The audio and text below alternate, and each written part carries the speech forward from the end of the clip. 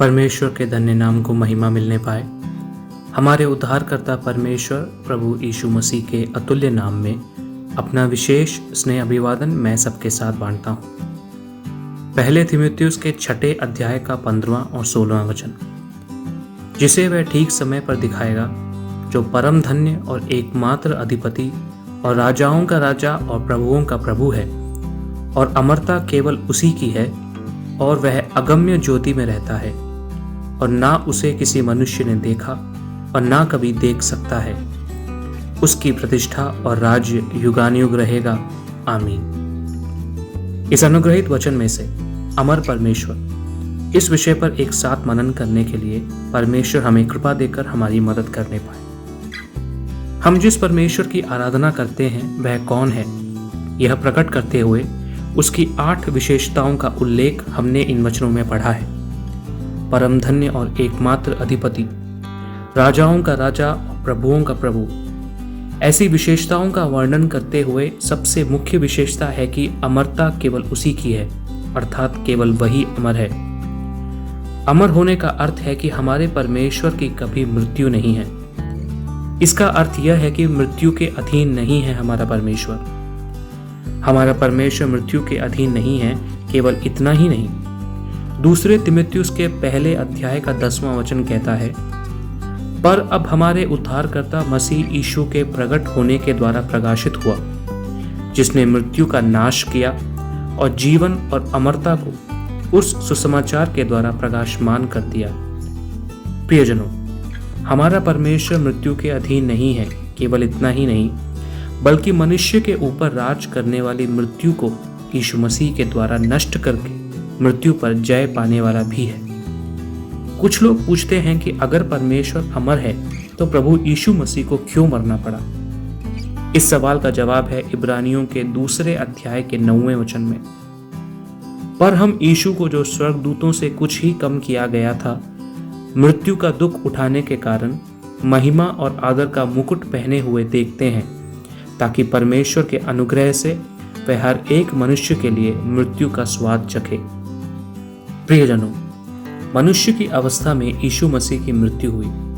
परमेश्वर की अवस्था में यीशु मसीह के लिए मृत्यु नहीं है। यीशु मसीह की मृत्यु हुई, लेकिन उनका मृत्यु के द्वारा अंत नहीं हुआ। मृत्यु पर विजयी होकर जी उठे।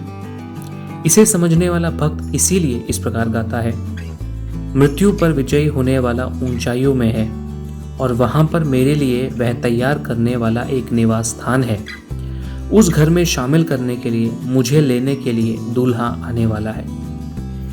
परमेश्वर को अत्यंत दुखी करने वाली बात है जब मनुष्य परमेश्वर की अमरता को समझ नहीं पाता, या जब मनुष्य परमेश्वर की अविनाशी सामर्थ को समझ नहीं पाता।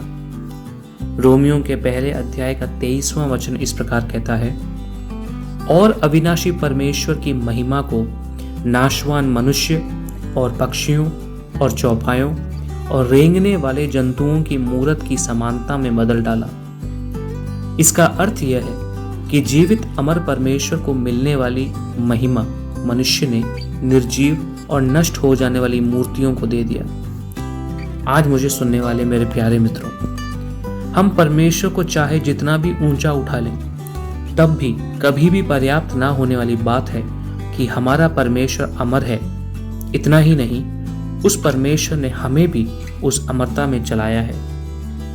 प्रियों, अगर हमने एक बार जन्म लिया है तो मृत्यु होना भी निश्चित है, लेकिन हमारा अंत मृत्यु के साथ नहीं होता।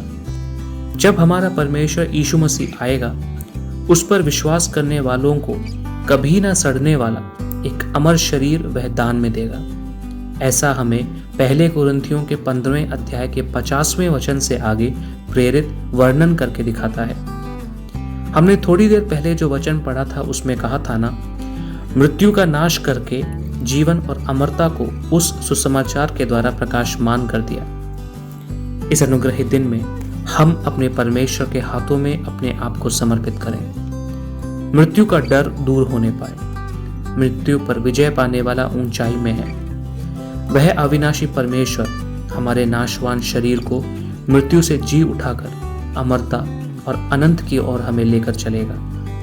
वह जीवन पूर्ण, अलग और शब्दों से वर्णित नहीं किया जा सकता।